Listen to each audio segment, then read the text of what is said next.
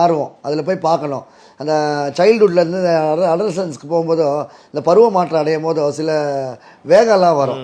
So அந்த வேகத்தில் வந்து என்ன இருக்குன்னு பார்க்கலான்னு தான் போனேன். நாங்கள் ஒரு 10 பேர் சேர்ந்து ஒரு குவார்ட்டர் ஒரு பியரை வாங்கி ஒரு மூலையில் போய் உட்காந்து ஷேர் பண்ணி சாப்பிட்றோம். ஒரு தீபாவளி டைமில் பசுமையாக ஞாபகம் இருக்குது.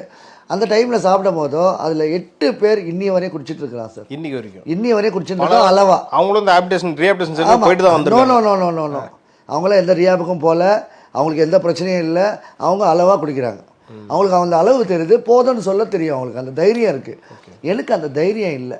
எனக்கு அந்த சப்ஸ்டன்ஸ் பிடிச்சி போச்சு. அதை நாடி நாடி திரும்பி போக ஆரம்பித்தேன். நண்பர்களை விட்டு தனியாக குடிக்க ஆரம்பித்தேன். நான் தான் மதுவுக்கு அடிமையானேன். ஸோ அதுதான் என்னை மறுவாழ் மையத்துக்கு லீட் பண்ணிச்சேன். ஓகே சார், அவங்களுக்கும் உங்களுக்கும் அப்படி என்ன தான் சார் வித்தியாசம்? ஏன் அந்த லெவலை தாண்டுறீங்க?